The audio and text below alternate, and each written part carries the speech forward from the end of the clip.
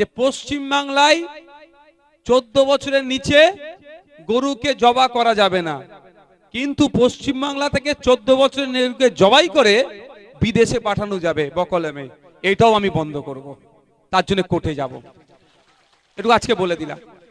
আমি কদিন আগে বলেছিলাম কুরবানির পরে একটা খেলা খেলবো। অনেকে যদি গো হত্যা বন্ধ করতে হয় তাহলে পশ্চিম বাংলার 14 বছরের নিচে উঁচুতে নয়, টোটাল গরুকে জবা করা যাবে না। পশ্চিম বাংলাতে যেমন এখান থেকে জবা করে বা বিদেশে এক্সপোর্ট করবে, মাল তুলবে, ওটাও করতে দেওয়া যাবে না। সেই জন্য ভাঙড়ের বিধায়ক কোর্টে যাবে। এই কোর্ট খুললি আপনারা রেডি থাকবেন। অসুবিধা হবে কারো? আমাদের খেলে যদি অসুবিধা হয়, খাবো না, কি আছে? আমরা কোনো দিনের জন্য কোনো আমার হিন্দু সমাজের মা বোনকে কষ্ট দিতে পারি? আমরা এ কষ্ট দিতে পারি? তাহলে এই কেমন আইন? 14 বছরের নিচে খেলে বলছে কষ্ট হবে, আর 14 বছরের পরে গেলে বলছে কষ্ট হবে না। অ্যাকচুয়ালি এটা ধর্মের সাথে সম্পৃক্ত নয়। আপনারা মাথায় ঢুকিয়ে রাখুন, এটা ধর্মের সাথে রিলেট না। ধর্মকে সামনে রেখে গরু ব্যবসায়ী গুলো, এক্সপোর্টার গুলো, তারা এটাকে কন্ট্রোল করতে চাইছে। আমি আমার কথা বলছি, যারা হজ করতে গিয়ে হজে গিয়েছেন তারা বলতে পারবে, ওখানে গিয়ে গরুর গোশত যারা খেয়েছেন তারা সব প্যাকেটের সুন্দর করে মুড়ে ওখানে পৌঁছায়, তারা সব ভারতবর্ষ থেকে এক্সপোর্ট হচ্ছে।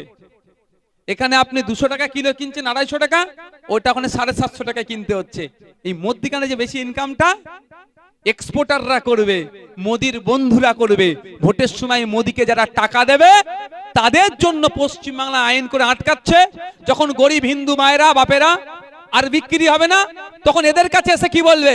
2 লাখ টাকার গরুটাকে বলবে এই 20,000 দিচ্ছি, দিয়ে দে। ওইখানে 1,80,000 টাকা লাভ করলো, আবার ওই গোশতটা বিক্রি করবে বিদেশে, ওখানে আবার মাল তুলবে। ওই টাকা থেকে আবার মোদিদেরকে, বিজেপিকে আবার ইলেকট্রাল বন্ডের নামে হাজার হাজার কোটি টাকা দেবে, তোরা পার্টি করো। এই হচ্ছে ব্যাপার। ধর্মকে সামনে রেখে এই খেলাটা খেলছে। তো এই খেলাটা খেলা বন্ধ করতে হবে না? নাই বলেন? এবারে যারা বয়কট করেছে তাদেরকেও স্বাগত জানাবো। আমি মুখ্যমন্ত্রীকে চিঠি করেছি, মুখ্যমন্ত্রী যদি আমাদের ডাকে সাড়া দেয় সেটাকেও স্বাগত জানাবো। যেটা করবে সেটাতেই আমরা স্বাগত, যে যেটা করবে তাতেই স্বাগত। কিন্তু ভোট মিটে যাক, এই গরমের ছুটিটা কোর্টে পড়েছে, মিটে যাক। আমিও একটা খেলা খেলবো, আমিও মামলা করব। টোটাল গো হত্যা বন্ধ, 14 বছরের নিচে উঁচুতে নয়, আর জবাই করে বিদেশে পাঠাতেও নয়। এখানকার গরু এখানেই থাকবে। তখন তো বোঝা যাবে কার কত দরদ। কি ভুল হবে নাকি করাটা? হ্যাঁ, ভুল হবে নাকি? ঠিক জায়গায় কাঠিটা দিতে হবে তো নাকি? কাঠি দিতে হবে ঠিক জায়গাতে। তাই আপনাদের বলবো, যারা আমাকে জিজ্ঞাসা করছিলেন, আমাদের নেতৃত্বরা আছে তো, এরা আছে তো, এদের সাথে একটু কথা বলে নেবেন কিভাবে কি নিয়ম কানুন, কিভাবে কি আছে, এরা আপনাদেরকে বলে দেবে, সেইভাবে করবেন। প্রশাসন আছে নিশ্চিতভাবে। একটা কথা বলে দিই, কুরবানি বন্ধ করে দিচ্ছে এই কথা যারা বলছেন এটা ভুল কথা। কিন্তু এটা এজ লিমিট করেছে, সেটা নিয়েও আমরা চ্যালেঞ্জ করেছি। কলকাতা হাইকোর্টে একটা মামলা আমাদেরও হচ্ছে, দেখো ওই বিষয়ে যাচ্ছি না। তাহলে দুটো ক্লিয়ার হলো। আর একটা বিষয় ক্লিয়ার করে দিই, মাইকে আজান, মাইকে কীর্তন, মাইকে ওই সকালবেলা যেটা বাজায় হিন্দু সমাজের হরিনাম, কোনটাই বন্ধ করার কথা বলা হয়নি। কি বলা হয়েছে? সাউন্ড কম করার কথা বলেছে। 4টে ক্যাটাগরিতে ভাগ করেছে পশ্চিম বাংলা। একটা ইন্ডাস্ট্রিয়াল এরিয়া, একটা কমার্শিয়াল এরিয়া, একটা রেসিডেন্সিয়াল এরিয়া, আর একটা সাইলেন্স জোন। 4টে ক্যাটাগরিতে 4টে বলা হয়েছে। যেটা সাইলেন্স জোন মানে ধর্মীয় স্থান, হসপিটাল, স্কুল, কোর্ট, এইগুলোকে। আর কম্পিটেন্ট অথরিটি যেটাকে মনে করবে এটা সাইলেন্স জোন, ওর 100 মিটারে। এইখানে রাতের ক্ষেত্রে মনে হয় 40 ডেসিবেল, আর দিনের ক্ষেত্রে 50, 65 না, ও 4টে ক্যাটাগরি আছে এখানে আছে। আচ্ছা, আমি একটু বলে দেবো তাহলে দেখে। হ্যাঁ,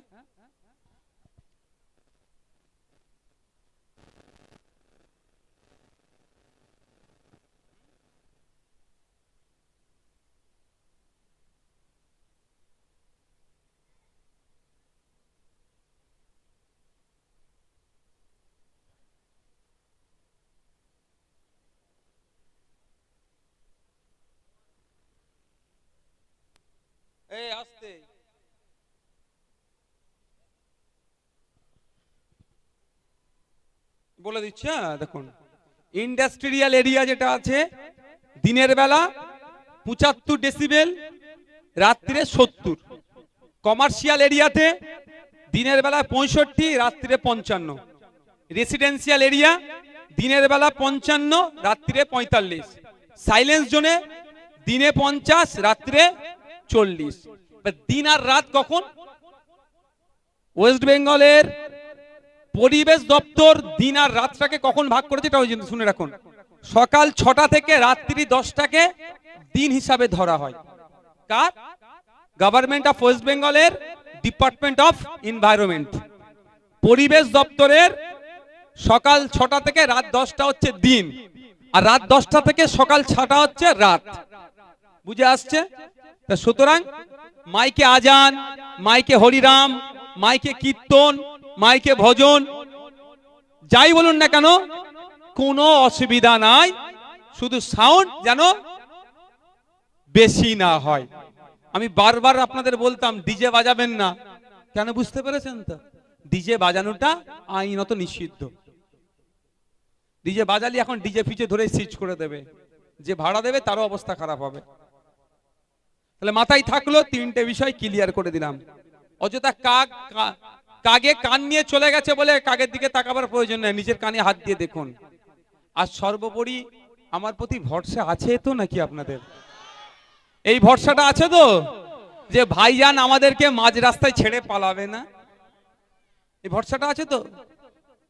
2021-এ কি অত্যাচার করেছে আমাদের উপরে বললে বিশ্বাস করবেন না। আজকে বলছি, আর একদিন বলেছিলাম বিধানসভার মধ্যে, আমি ভেবেছিলাম, আলোচনাও করেছিলাম যে আমি যদি পদত্যাগ করে দিই তাহলে ভাঙড়ের ওপরে অত্যাচার যদি কমে যায় আমি করে দেবো, ছেলেগুলোকে জেল থেকে যদি ছেড়ে দেয়। আমি সহ্য করতে পারিনি। আমার বড় ভাইজান বলে একটু সবর কর, দেখ, ও তোমাদের সাথে কথাও বলেছিল, বুঝতে পেরেছেন? আজকে আমাদের ভাঙড়ে সুদিন ফিরেছে কি ফেরেনি? এই ভাঙড়ে সুদিন ফিরেছে বলেছি বলে আবার অনেক যারা এখনো যারা তৃণমূলের মাসোয়ারা পাওয়ার আশায় আছে, এখনো স্বপ্ন দেখছে তৃণমূল ফিরে আসবে, এখনো স্বপ্ন দেখছে, বুঝতে পারছেন? তারা আমার সম্পর্কে আবার বাজে মন্তব্য করছে।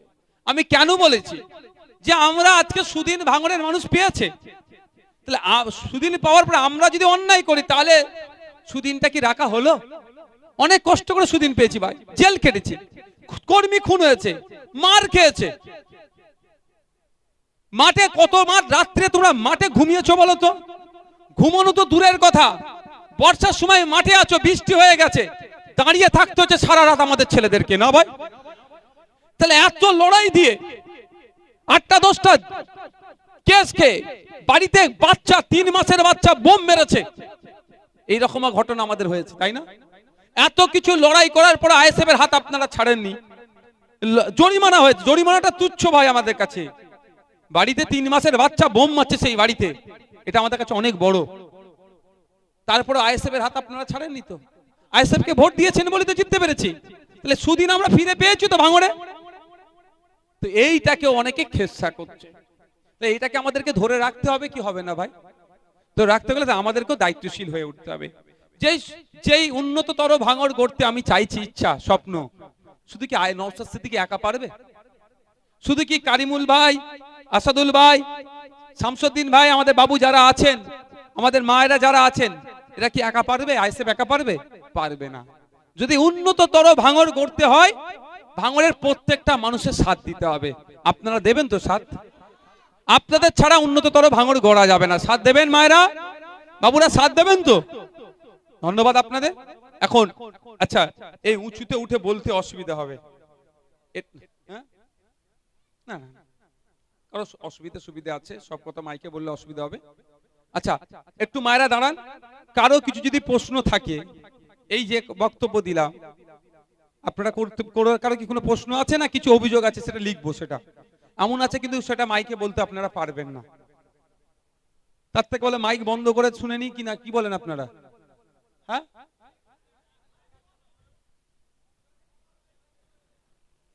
না, ব্যক্তিগত আক্রমণ করে কাউকে বলবেন না। আচ্ছা, উনাকে একবার মাইকটা দাও। কটা বাজে?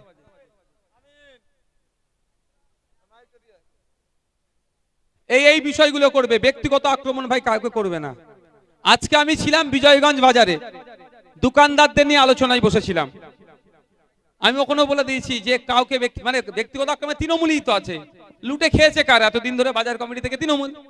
আমি বলেছি ব্যক্তিগত আক্রমণ করবে না, সমস্যা বলো, সমাধান বলো। হ্যালো, হ্যাঁ, আসসালামু আলাইকুম। ওয়ালাইকুম আসসালাম। হুজুর, আমি একটা আবেদন জানাচ্ছি। মোটামুটি ওই আমাদের ভাঙড়ে একটা হিমঘর যদি হয়, আপনি যদি একটু চেষ্টা করেন। আর একটা বিষয় হচ্ছে যে একটা মানুষ 3-4টে করে 100 মানে ঘর নিয়েছে, আবাস যোজনার ঘর। ওইটা একটু সার্চ করে যদি দেখেন হুজুর। দুটো কথা বলেছে। প্রথম কথা সেই আবাস যোজনা, আপনাদের প্রত্যেককে বলে যাচ্ছি আপনারা লিস্ট করুন, আপনারা লিস্ট করুন কারা বড় লোক।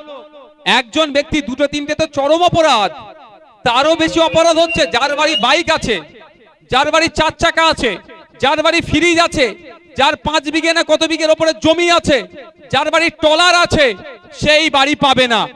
এই রকমও যদি কেউ বাড়ি পেয়ে থাকে, পাকা বাড়ি আবার বাড়ি পেয়েছে, একটা বাড়ি ছিল আবার বাড়ি নিয়েছে, নামে লিস্ট করুন, তাদের কাছ থেকে টাকা আদায় করে গরিব মানুষকে দেওয়া হবে। আমার লড়াই তাদের বিরুদ্ধে, আমার লড়াই তাদের বিরুদ্ধে। আমার লড়াই তৃণমূলের কর্মী সমর্থক, তৃণমূলের বুথের এজেন্টের বিরুদ্ধে আমার লড়াই নয়। আমার লড়াই হচ্ছে যে গরিবের অধিকার কেড়েছে তার বিরুদ্ধে আমি লড়াই করব। আপনারা লিস্ট তৈরি করুন, আমাদের বুথের যারা নেতৃত্ব আছে তাদের হাতে তুলে দিন। 1 নম্বর কথা। দ্বিতীয় কথা, হিমঘরের জন্য 1 নম্বর ব্লক, 2 নম্বর ব্লকের, আপনাদের যদিও 2 নম্বর ব্লক, পোলেরার 2 নম্বর অঞ্চলে যেটা হয়েছে, দ্রুততার সাথে সাধারণ মানুষ যাতে পরিষেবা পায় তার ব্যবস্থা হবে। এখন হচ্ছে মন্ত্রিত্ব এখন দেয়নি, কাকে শোনাবো? মিনিস্টারই এখন করেনি। আমি কথা দিচ্ছি করব। শুধু তাই নয়, ওখানে ক্যাপাসিটি যদি ওটা ঠিকঠাক হয়, এই 1 নম্বর পার্টের এই সাইডে যারা বিশেষ করে, দাঁড়াও না মা, আমার বলবো সব ঘেরি ফেরি যেগুলো আছে, মাল্টিপারপাসের জন্য ছোট হলেও সাবসিডিতে কিছু করা যায় নাকি, দ্বিতীয় অল্টারনেটিভ, আগে প্রথমটা চালু করি, তারপরে দ্বিতীয়টাও নিয়েও ভাববো। এবার মহিলারা আসো। আচ্ছা, আর একটা কথা আপনাদের বলি, কত নম্বর বুথে আপনি আছেন মা? কত নম্বর বুথে? হ্যাঁ দাঁড়ান মা, 200 নম্বর বুথে আমাদের এখানে কমলা গায়েন মহাশয় আছে, তার কাছ থেকে কোনো সার্টিফিকেট যা